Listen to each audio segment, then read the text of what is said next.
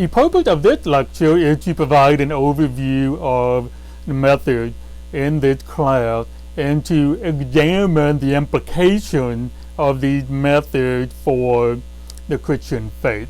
We'll use the term historical critical method or historical critical approach as a broad concept that includes all of the individual methods in question that have emerged in the modern period from the 1800s till today. The very first observation is foundational and extremely important and cannot be emphasized enough. The Christian faith is not dependent on methods, on one method being better than the other.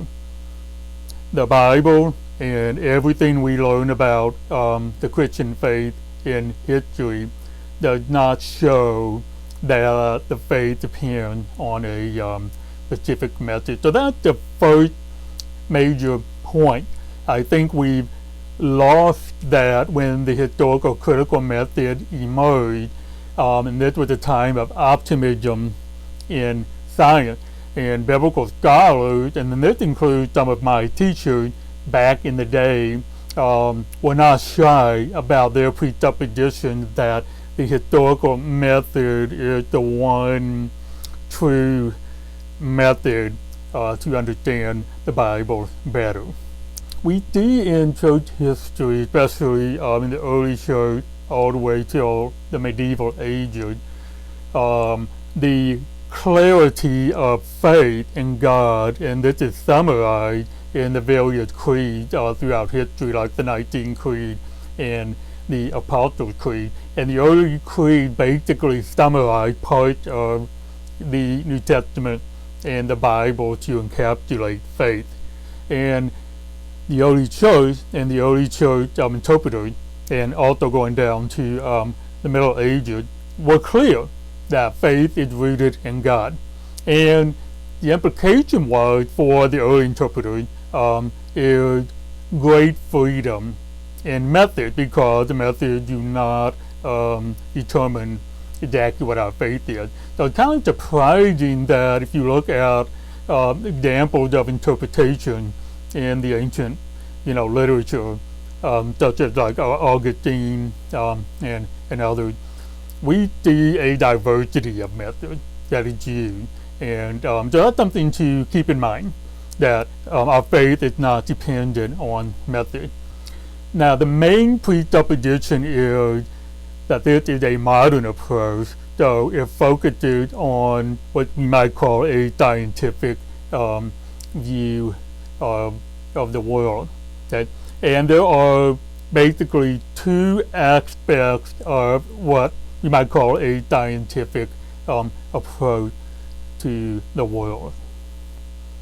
The first aspect is the frame of reference. A scientific approach in the modern period has a very specific frame of reference that examines the data that we can observe in the here and now. Now, some have described this as bracketing out God and bracketing out the possibilities of supernatural events, miracles, and so forth. And it really does seem bad to advocate a method that brackets out God and the supernatural. Well, I want to emphasize that this needs to be emphasized very clearly, that the bracketing out of God by no means is a judgment that God is completely irrelevant at all. Bracketing out God does not mean erasing the existence of God or erasing divine influences. Let me illustrate this with one example that might help understand the relationship between God, the supernatural, and a scientific approach. And that example is childbearing. Now, we all know that the Bible affirms that God is active in the process of the creation of life. One of the Psalms has a very memorable portrayal of God as a weaver, with the affirmation that God is knitting the new life in the womb of the mother. That is clearly expressing view of God involved in that. However, in the modern period, scientists, biologists, doctors, and even us would have a frame of reference that will examine only the biological aspect and medical aspect of pregnancy and the birth of life. And those two don't contradict each other. They're just expressing two different contexts of reality. But consider this. If you were giving birth, or if you were with someone giving birth, who would you rather have there? Someone that's trained in theology, that can help the divine aspects of giving birth, or someone that's trained in the field of medicine, that researches biology. In other words, who would you rather have, a theologian or a medical doctor with you in giving birth? The answer is obvious for people of faith. By affirming the natural process of giving life in the birthing process, does not mean that we also do not believe that God is involved. It's rather two different frames of reference. One very helpful illustration or an example that portrays how these two might relate is that of a layer cake. And this is the example that's been used by Old Testament scholar John Walton. And Walton argued that human frame of reference might be seen in the lower layer of the cake itself, and that the divine context might be seen in the top layer of the cake, the icing on the top and the sides of the cake, which is very yummy. And both of those relate. The divine context, if the icing part, provides a full view. This is the full reality. But within that, you have a smaller arena, a smaller location of that actual cake there. So with childbirth, the larger icing part of the cake would be the view that God is involved in the process of new life and of giving birth. But at the same time, when we bring a medical doctor in or talk about the medical biological aspect, we are zeroing in on that small piece of the cake. That, to me, explains, I think, very well how these methods relate to the Christian faith. That, of course, as Christians, we're going to have that larger context, that icing part of the cake, that affirms that God is involved in the process of the production of Scripture, and we use that concept, inspiration. But it's also clear, according to the Bible, that the production of biblical text is based on things we can actually observe in human context, namely the whole process of researching and writing and distributing your work. That is a very human process that can be understood very well. And so when I say that the modern method focuses on the frame of reference of a scientific mentality and not on the supernatural or God, think of the layer cake and the example of giving birth. We're just having a more narrow frame of reference that examines the human aspect, the cultural aspect of the production of Scripture. And as we do this for every single method and all throughout the course, for me, the assumption is this is just one part of the overall cake. Okay, so don't take it the wrong way if we fail to mention God every single time. I just want to be clear at the outset that these modern methods can be used in context of Christian faith. Now, the second aspect of a scientific approach to interpreting the biblical literature is this. Science is about observing data, and data is anything that you can observe in the modern world today. So for biblical study, data would be the actual biblical text itself. Anything you read in the biblical text, it can involve all the different manuscripts of that text. Data can also involve other literature outside the Bible that has been discovered, such as the Law Code of Hammurabi, Gilgamesh, the Gospel of Thomas in the New Testament, and all of those are considered data that form the basis of the scientific research. But science is not interested in just recording the data. That's the first point. You compile the data, but then what you want to do is try to account for what this data is and why is it.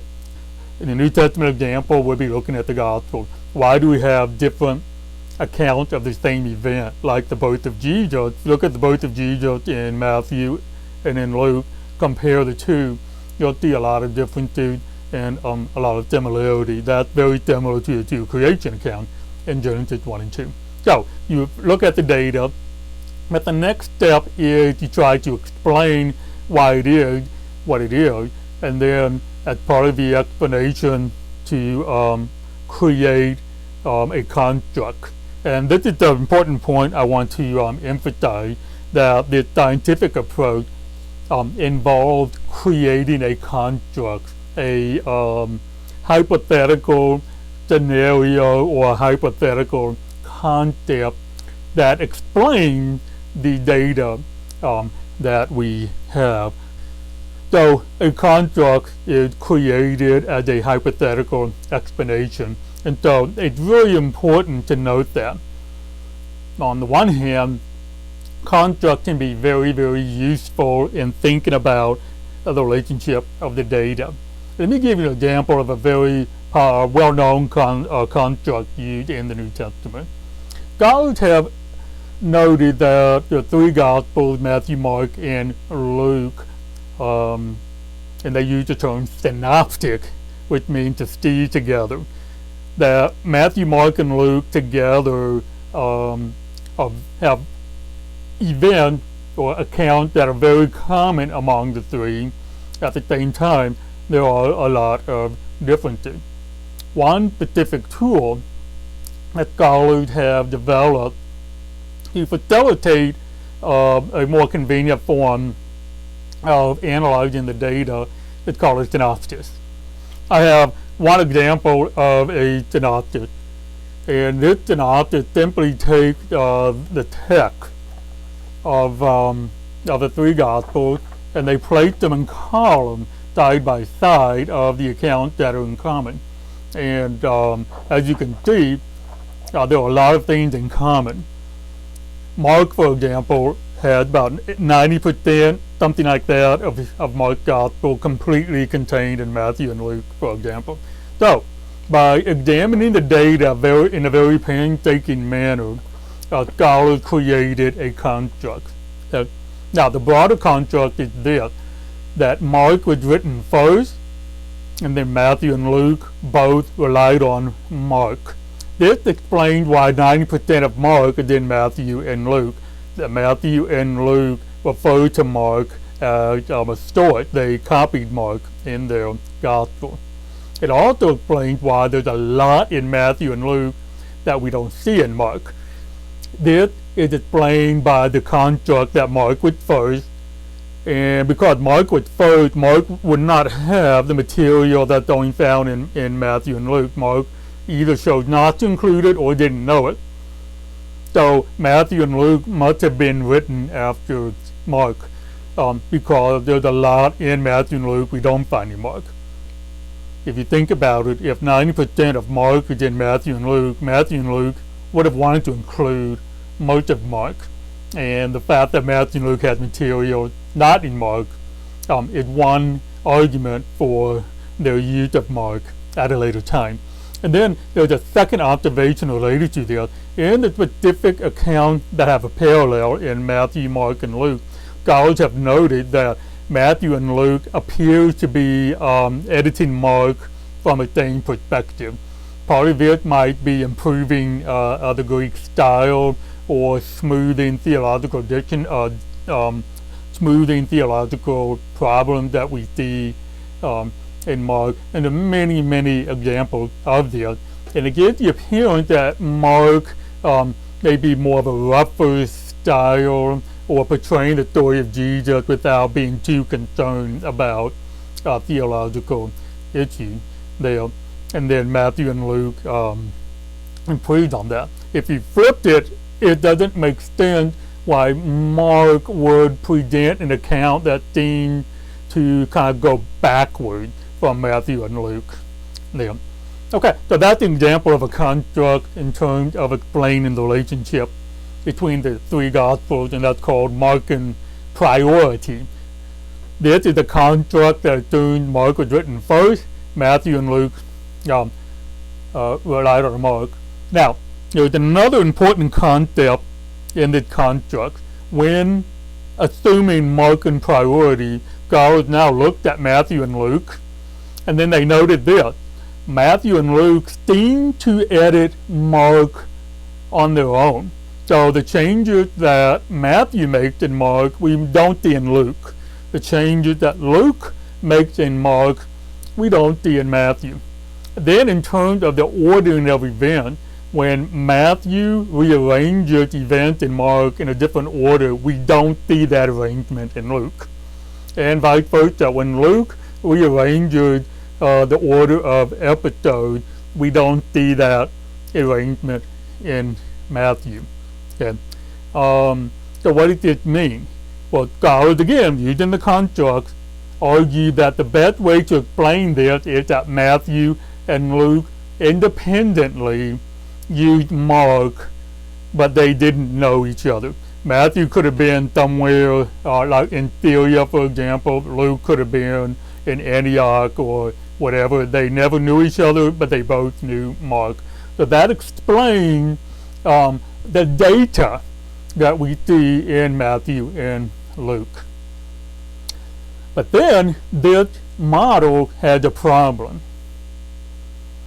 In context of the clear evidence that Matthew and Luke do not know each other, we still have maybe 200 verses that are word for word identical in both Matthew and Luke. And that's a very interesting observation, because if your construct is Matthew and Luke did not know each other, and that a lot of the data explains that very clearly in terms of changing the order and editing an individual account differently, how then do you explain the similarity? And this is where we have an expansion of the construct. Scholars argue that since Matthew and Luke didn't know each other, the verses in common must come from a gospel like Mark, but we no longer have. That is the only explanation that we have if we want to hold Markan priority. So, scholars invented a construct of a lost gospel that Matthew and Luke also had access to independently, and that accounts for the 200 or so texts in common with each other.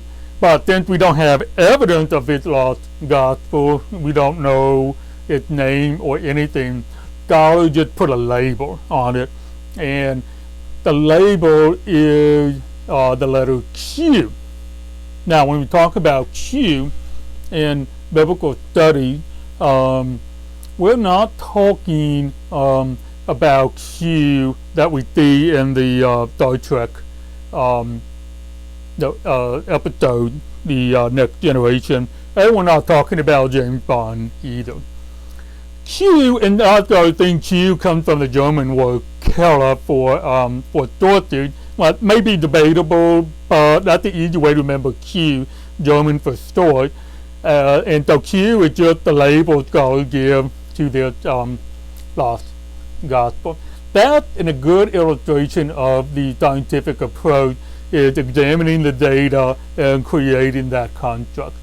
So, the construct in its final form then would be, for the three Gospels, Mark was first.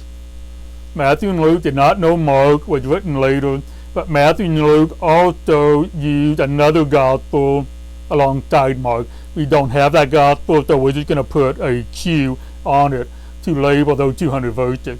You can actually pull up the 200 verses of Q online, just Google Q, and then when you look at it, you'll see that these are both verses that we're very familiar with, but it allows us to see those two side by side. Okay, so that's the scientific view of a construct. Here's something to have a caution against. We have to avoid treating construct as if it's a real thing. Okay, constructs do not equal reality, and when we do, that's when we start getting in trouble. So the problem with the construct of Q is not the identification itself of the sources. Here's where the problem arises. Scholars started treating Q as a real thing and not a construct. So we have commentaries on Q, we have research into the person that wrote Q, when he lived and why he wrote it, the kind of Jesus that's portrayed in Q. Okay? And some of that can go really, really far down the road, assuming that Q is a real thing. And even a scholar like Raymond Brown, a Catholic scholar, very widely respected in relating the modern approaches to the New Testament, has to remind us in his survey of the New Testament that Q is a hypothetical document with hypothetical origin, and we have to remember that. So, construct is not reality, but a construct is useful.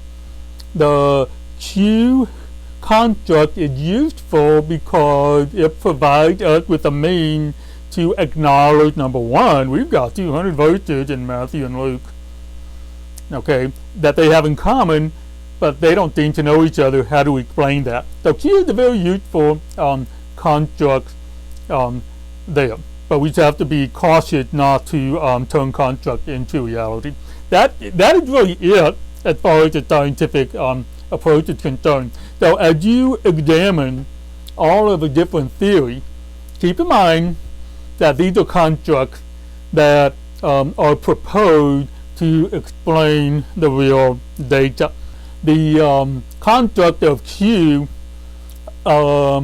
assumes that most of the verses is simply a quotation from Jesus, so it's called a saying source.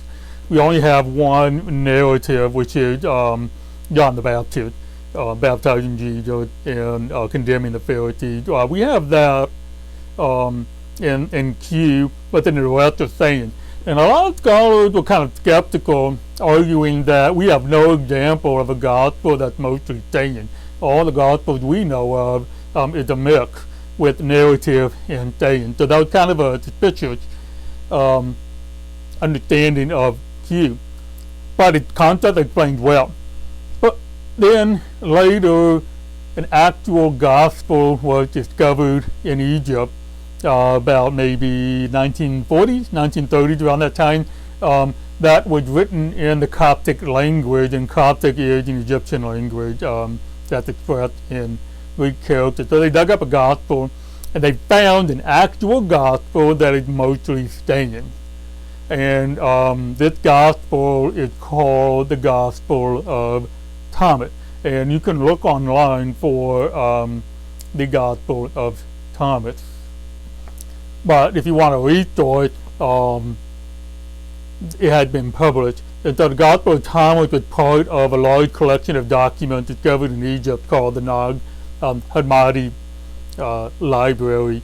Kind of like the Dead Sea Scrolls, it's just a very valuable discovery. And then when you read the Gospel of Thomas, it's mostly staying. Yeah. And then that kind of changed scholars' views of Q. So scholars now know that, okay, having a thought that's mostly staying is a possibility because we found another gospel that has that. Now, that gospel is not Q. The statements are different. Some of the things are parallel, but it's just in terms of genre, scholars were able to affirm, okay, our construct is validated by the discovery of the Gospel of Thomas. Same time, it's still a construct. As we go through the rest of the course, just keep in mind constructs help us understand the data. Sometimes the construct is confirmed by discoveries of other texts outside the Bible. Sometimes construct is created based on what they observe outside the Bible. But we need to avoid not treating the construct as reality. Okay, so before I move on, just want to do a quick recap. So we talked about that the Christian faith is not dependent on method, that the modern method does not imply the erasing of the supernatural, but it's a limited frame of reference. Then we talked about the implications of science, the presuppositions that science is that limited frame of reference of what we can observe, and the task of science is to explain the data by creating a construct that might explain the data in the first place. What I want to focus next as we wrap up this lecture is a couple more observations. One, think of these methods as tools. So for example, I have a tool here. So think of a method as a tool, and a tool is nothing. A tool doesn't have any value whatsoever. It doesn't say anything about faith. It's just a tool. In the wrong hand, the tool can be very damaging. I mean, this is a very scary looking tool, and you can imagine the kind of damage I could use with this tool on people or on objects. Okay, but tools also have a good purpose as well. This is very helpful tool. So, for example, when I had to do some plumbing, I think the toilet was leaking, and then I had to unscrew something that was big, and so I found this, and so I was able to open it and able to use this to unscrew the big pipe, whatchamacallit, in order to remove the toilet. So methods are like tools, and we shouldn't allow the use of methods in a self-destructive way to turn it off on the methods altogether. Methods mean nothing until someone picked up the tool and used it. Okay, so my hope in this class is for you to understand how the different methods are tools used, and that you might find a tool that you like. Okay, one aspect of the tools is you have a variety of tools, and you use the tool for the purpose you want to use. Okay, now if you only use one tool, okay, so you have the screwdriver. If that's all you use, then every problem can look like a screw. Or let's say with a hammer, every problem looks like a nail. So if you only have one tool, then you're limited because there's only so much you can do with it. So consider having a toolbox where you have a variety of tools that you can learn, and all of these are useful depending on what you want to do with the tool. So as we overview the method, keep in mind that this method is just one specific tool that can do some things well. But using that tool doesn't imply that you can't use other tools. Okay? And that's really about it in terms of our starting place in methods. Please indicate your thoughts, comments, and feedback in the discussion forum that will follow. But I am hopeful that this overview will help put you in a good starting place as we work through the different methods in this course. Thank you very much.